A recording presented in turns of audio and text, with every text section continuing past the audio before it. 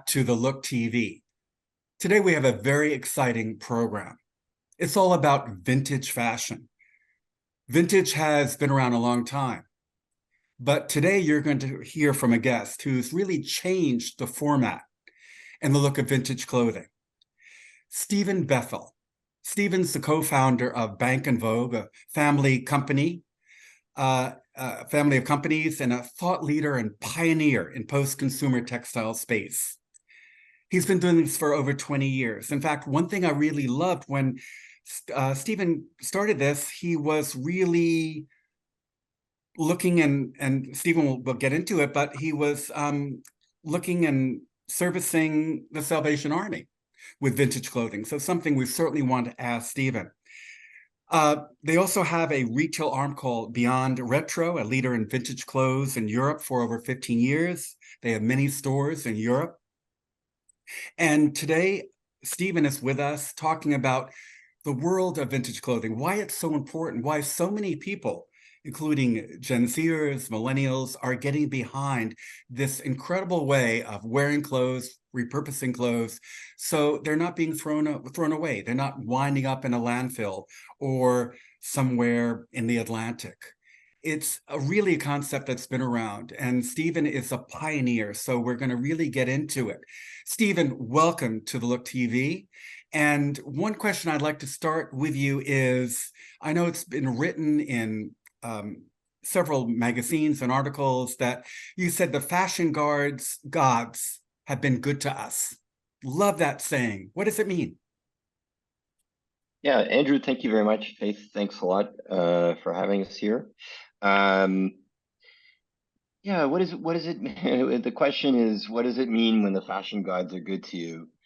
I think what does it mean when the fashion gods are good to you? It means that people are voting with their dollars, their pounds, their kronas. They're coming into the shops, and they're just celebrating with us what we love, which is the uniqueness that vintage clothing offers. What it means is, obviously the kudos of the 100th anniversary of British Vogue. Kate Middleton's on the cover, and she's wearing something from Beyond Retro. I think that's a sign that the gods have been good to us. The fact that when Adele was asked, when she was pregnant, where was she going to go get her maternity clothes? She said, "Well, I'm just going to go around the corner to our Soho Beyond Retro store." So but really, what it really means is that the young have really understood and have embraced that you can interpret the trends of the day through vintage, through use. You don't have to don necessarily in the doors of new fashion. And for us to have, as part of the landscape of fashion, used as being a proud and robust voice, I think that's, for us, a really important thing. I think that's just incredible. And Steven, I was looking at what you're doing, and something came to mind when I work with fashion students all around the world and teach them. Something comes in mind: vertical integration. Is that something? I know you have the stores, not that you manufacture, but the repurposing, the vintage. Is that something that Beyond Retro and Bank Vogue has been working on or do in your own way, vertical integration? So you're really in charge of everything? Just how about we change the language to a little bit sexier than vertical integration, and let's talk about beavers. Okay. So I really am a big lover of this book called Regeneration: How to Solve the Climate Crisis in One Generation.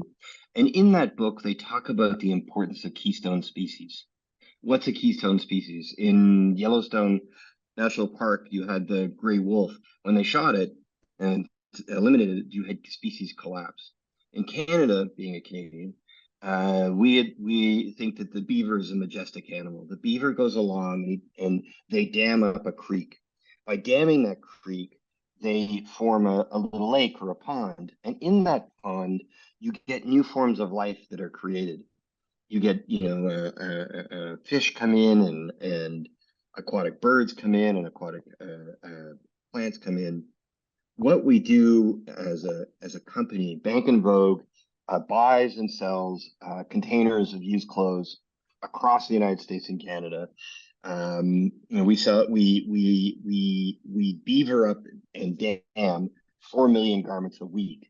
And out of that activity, that wholesale activity, are all kinds of other businesses that have been generated.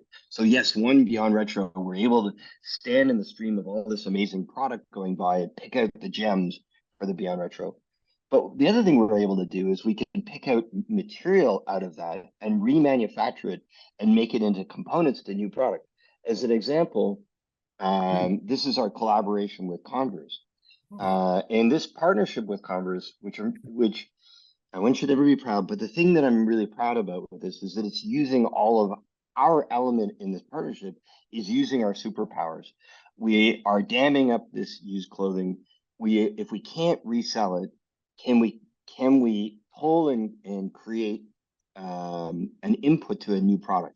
So in this case, we were asked by Converse to supply them with flannel shirts. And we processed the flannel shirts, we collected them, we then cut the components. We sent the components to Converse where they would make their partner factory would make the shoe. And so, and then finally, if we can't resell an item, we can't repair it, we can't remanufacture it, what can we do with it? And that's how we work with companies like RenewCell, where we are suppliers of sorters, graders, preprocessors of textiles, so it can be an input to new fiber. What I would, rather than vertical integration, what I would really excited about is this idea of ecosystem creation. We see ourselves as the beaver of used clothing. This idea that the ecosystem of family of companies that we built have really come about from this hard work, but starts all from the wholesale business of buying and selling containers of used clothes. So vertical integration is probably a good term, but I'm more excited about this idea of ecosystem creation, and the businesses within the circular economy are really about ecosystems. I love it. And we're happy to have those beavers all over the world. I'm glad they are taking part. And I want to turn over to our superhero, Faith, because I know she has some interesting thoughts and questions for you. Well, the way you describe that is beautiful, how having a beaver in a dam is creating all these new different life species and everything like that. And we've seen in the last couple of years that, retro or vintage, going to thrift stores, reusing other people's clothes has been a huge trend. And obviously with Beyond Retro, I'm sure you've seen that as well. Do you know why that is? Why are we going into retro or reusing clothes from other people's closets? I think that this the growth of the secondhand market is really about finding value. It's really about the find and the joy of the find. And discovery is such a beautiful part of our brains. I think also I not only would say that it's great that it is a trend that is here, but I think that the runway for this industry is so much longer than it already has begun. And I think that the reason why I'm genuinely excited about it is we have to start seeing our world through a carbon lens. And the footprint way of lowest carbon footprint way is to just reuse, just use the thing we did. And the irony is, on the other hand, we say it's a trend, but it's sort of like it's kind of like saying this generation invented sex. Really, 100 years ago, grandmothers would collect the old clothes, cut them up, and make quilts. And really, the kind of work we're doing with Converse and the other upcycling work is really what we're doing 100 years ago. So as much as this is a trend, during the Great Plague, there used to be guys going down the streets of London yelling out, bring out your rags and bones. And they would take the clothes and they would make paper out of them. Here's a really great story. I love this. Faith, did you know that Canada's the European first trade in Canada was really about used coats? Okay, so why is that? Just a really quick story. In 1630, when the Europeans came to particularly the English came to northern Canada, they came in search of the beaver. The thing, and I know this is a little bit of a beaver focused moment, but the thing about at that time they wanted the beavers to make felt for hats, for the hatter industry in the UK. The problem was in 1630, the only people who had the technology to remove the long hairs from the beaver fur. So beaver has long hairs and then short hairs. You make the felt from the short hairs. The only people that had that technology were Russians. And so if you bought you filled a boat full of literally a boat full of beaver pelts, you had to ship them to Russia, where they would then use a chemical to remove the long hairs. Then you would send the long furs or the short furs to the UK. What the English quickly realized is that the Cree in northern Canada, that was the indigenous community that was there, they used to wear the beaver coats, so the beavers inside out with the fur against their body, and over the winter, the long hairs would fall out. So in the spring, when the English showed up, they were actually, what they preferred to do was buy their old coats. And they would send the old coats back to England and they wouldn't have to be processed through Russia. It became so prolific that the Cree started trading with other indigenous nations to get their old coats. Canada was founded on old coats. Like, shut the front door. So I think that yes, it is a recent trend that people are buying more used, but I think it's a necessity. But I also think that this has happened for literally hundreds of years, if not thousands. And unfortunately, really, the trend that is dying, and I hope that is dying, is as a society, maybe we're seeing value in things around us more as we used to do. The trend that is dying is this disposable nation, or this idea of just disposing of things. And I think that rather than there is a trend about reuse, I think the trend disposal is hopefully the one that's actually dying.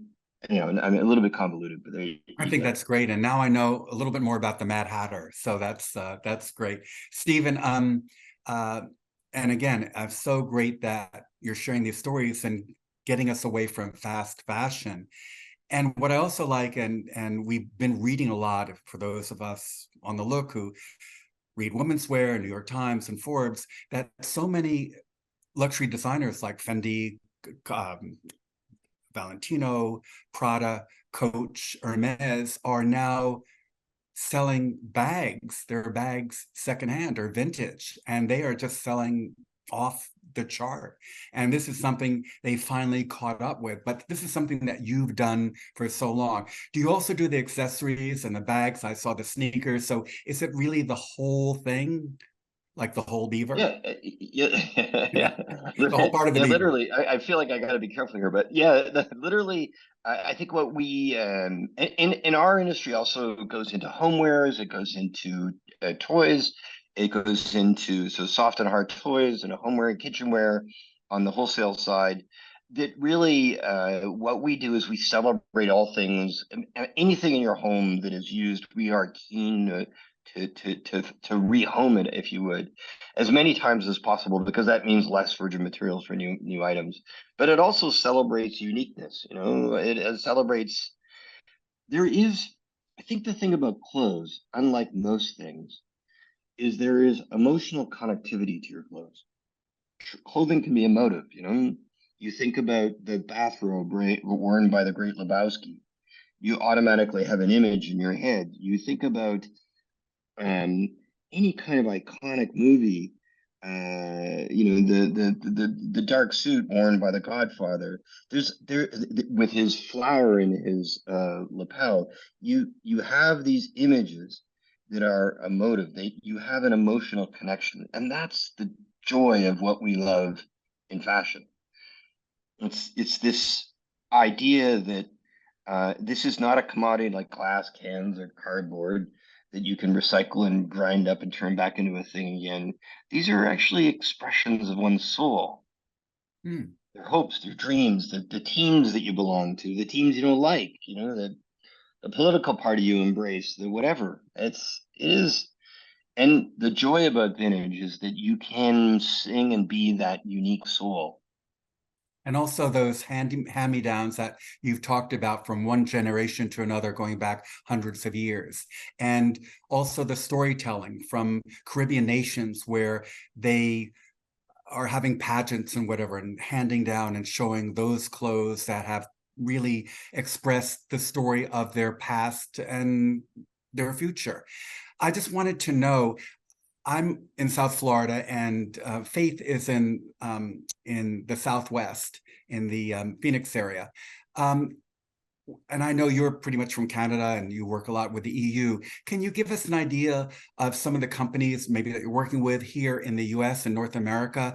So our viewers, if they're interested in all this and want to go to a store or a vintage store, where can they go? And we will put that information up on the screen as well. Yeah, I think that any circular journey starts with your local charity shop. Whether it be the Goodwill or the Salvation Army or the ARC or Colorado, all of these, I think that we forget in the conversation about circularity, and we forget in this conversation that when you donate your clothes to a local charity, the social good that those social enterprises do, whether they create jobs, whether they feed the homeless, whether they put a roof over somebody's head, whether they help children that are disadvantaged, I really would encourage each and every one of us to take the first step in that circularity journey. The most important step is to contribute to a local charity. Hmm. And then dawn on their doors. This Christmas, make a rule 50% of your Christmas presents are going to come from a charity shop, because not only will you be doing good for the planet, you'll be doing good for social enterprises in your community.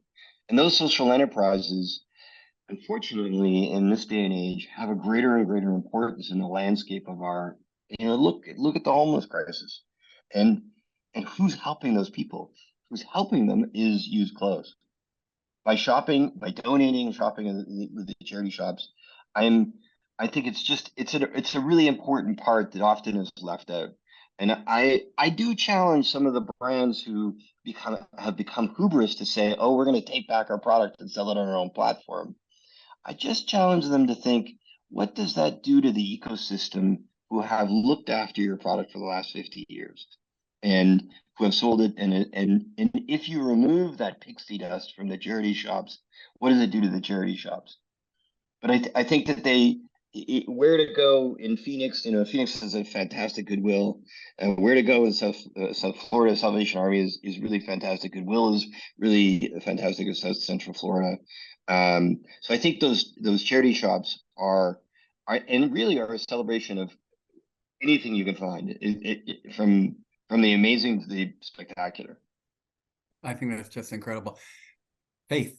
Yeah, I actually had a question. So when you were creating Beyond Retro, it's obviously grown into something where celebrities even know the name of it. What was your inspiration in the beginning of it? Like starting from, point one, what was your inspiration into creating the brand? Yeah, so it's actually been 21 years since we opened our first store on Chester Street in Shoreditch. And really, the inspiration, and I don't know if I'm going to be able to articulate this, but the inspiration for it is our love of the clothes. One of my favorite things that we started selling was cowichan sweaters. So cowichan sweaters they come from Western Canada, originally from the Cowichan tribe. They're like a heavy knit wool sweater, and we get them in the used clothing in Canada. And I remember just my inspiration is like the zippers are amazing, the wool's amazing, this thing's like a robust thing. My inspiration was, I remember when I was a kid, my grandmother knit me one. And the amount of work and hours, I don't think when you're a kid, you never appreciate how much other people do for you. But there you go. Our I our biggest inspiration is it has been and always is the clothes. That find of like, oh my God, look what we just found.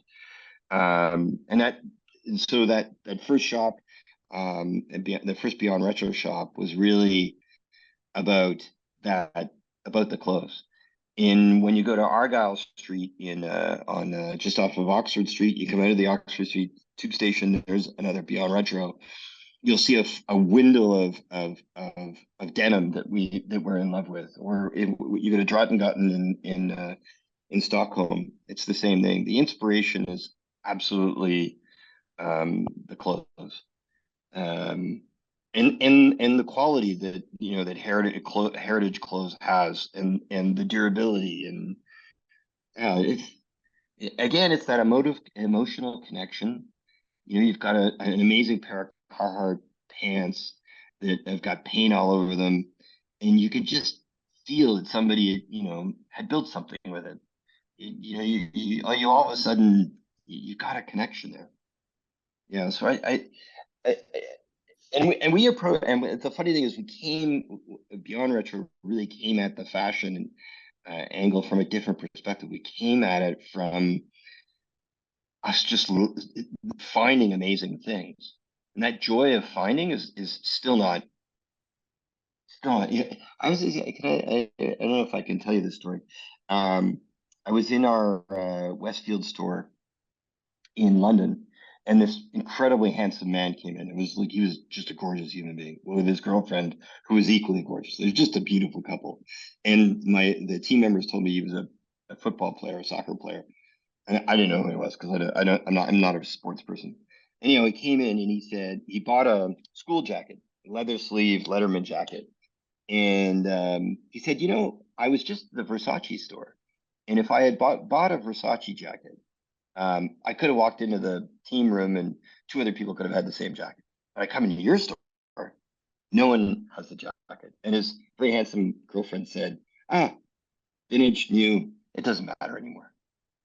And I was like, what was really cool is he got what we were trying to do, which was offer a trend facing item, which always team jackets are obviously on trend, but a unique SKU that no one else will have. He's the only guy with that jacket. That's That's a joy. that is such an exciting story. And if Secret Santa is out there for Faith, I think we could get her something vintage for Christmas, Faith. So write those Secret Santa items that are vintage down, and we will make sure on December 25th they're under your tree. All right, I'm keeping you to that. Yeah. Steven, you are an inspiration, what you are doing for fashion, that zero carbon footprint.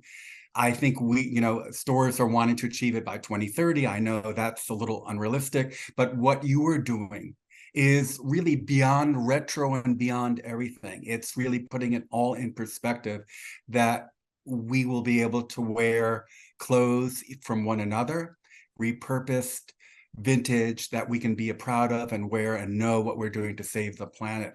And we thank you for being. I would say one thing, Andrew.